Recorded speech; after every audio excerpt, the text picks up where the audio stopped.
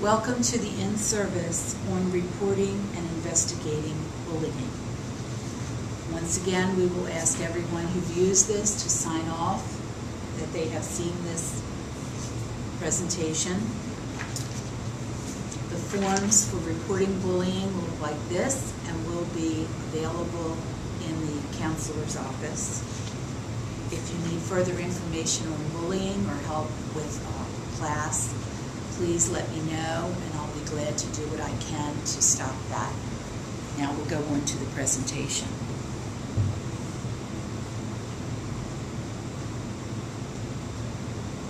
This workshop will answer the question, what is known about the nature and prevalence of bullying? Why be concerned about bullying? How are schools addressing bullying?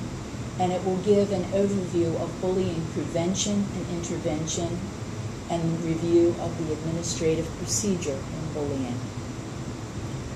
Comar states all students in Maryland's public schools without exception and regardless of race, ethnicity, religion, gender, region, sexual orientation, language, socioeconomic status, age, or disability have the right to educational environments that are free and safe, optimal for academic achievement, and free from any form of harassment. Direct bullying involves hitting, kicking, shoving, spitting, taunting, teasing, racial slurs, verbal harassment, threatening, obscene gestures. Getting another person to bully someone for you, spreading rumors, deliberately excluding someone from a group or activity, or cyberbullying are considered indirect bullying. What are schools doing to address bullying? Well, there's awareness-raising efforts, reporting and tracking, social skills training for victims of bullying, individual and group treatment for children who bully children and for children who are bullied, mediation, conflict resolution programs, curricular approaches to bullying prevention, and comprehensive approaches.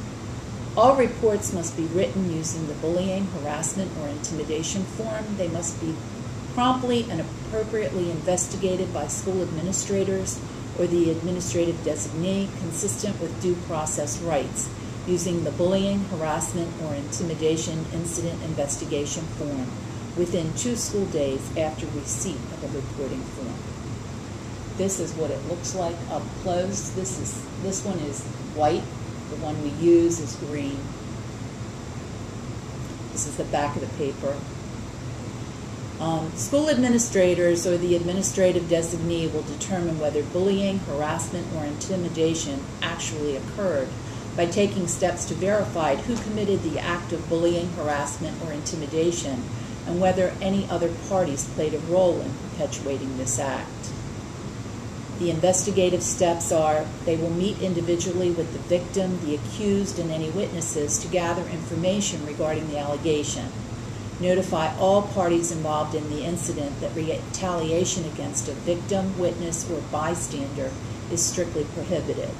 Document findings from the investigation on the school incident investigation form. Notify the investigative counselor or school security officer immediately if the bullying, harassment, or intimidation creates imminent danger or qualifies as a delinquent act. Log the incident into SchoolMax, indicating the actions taken and the outcome. Supply a copy of the completed reporting and investigating forms to the Office of the Court Liaison within 5 school days.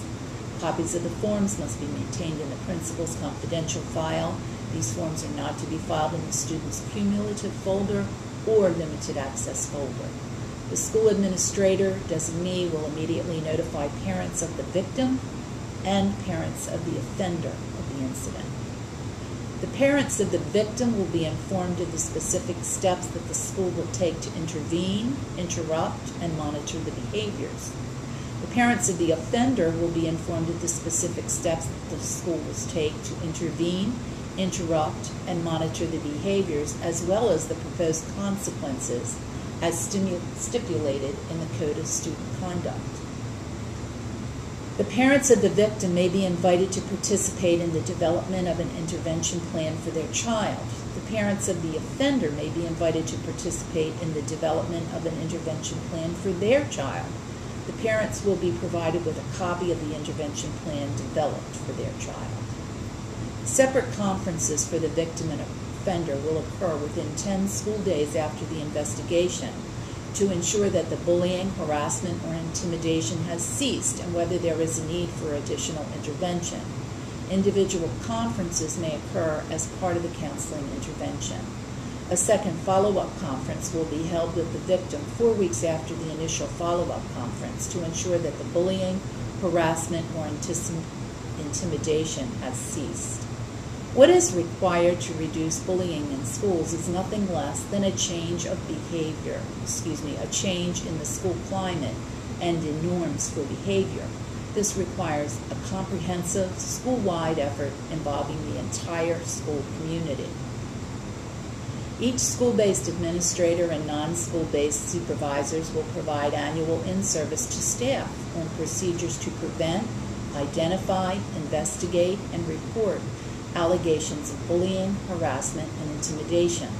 Schools will inform students and parents that bullying, harassment, and intimidation will not be condoned. Schools will inform students about the availability of reporting forms and their use during the orientation sessions and classes during the first weeks of school. Parents will be informed about the availability of the bullying, harassment, or intimidation reporting form through appropriate school communication. Bullying, harassment, or intimidation reporting forms will be available in the main office, counselor's office, and other locations in each school. Copies of the form will be available on the Prince George's County Public Schools website. Schools are required to conduct developmentally appropriate prevention activities, such as holding regular classroom meetings with students to discuss safety concerns, clarifying and reinforcing classroom rules against bullying, harassment, and intimidation, conducting classroom lessons on sensitivity and tolerance, forming a bullying, harassment, and intimidation committee to assess the nature and prevalence of bullying at the school, celebrating the annual National Anti-Bullying Week, and conducting grade-level focus groups or a school-wide survey to identify problem areas in the building and the level of bullying, intimidation, and harassment within the school. Schools must provide intervention and support to victims and offenders to address acts of bullying, intimidation, and harassment.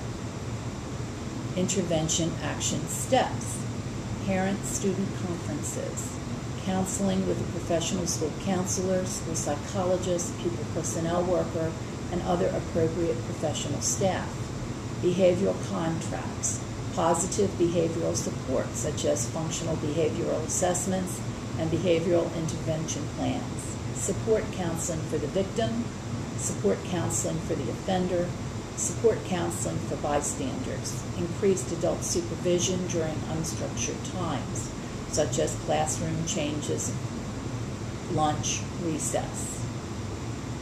Consequences. Consequences and remedial actions for persons committing acts of bullying, harassment, or intimidation, for persons engaged in reprisal or retaliation, and for persons found to have made false accusations shall be consistently and fairly applied after appropriate investigation has determined that such an offense has occurred. A range of consequences is contained in this Code of Student Conduct. Final thoughts. If you don't help stop bullying, who will? There are several resources available. We have some bullying videos in the counseling office. We have books on bullying in the counseling office. So if anybody has any needs, please let me know, and I'll do what I can to help you. We need to take a stand and lend a hand to stop bullying now.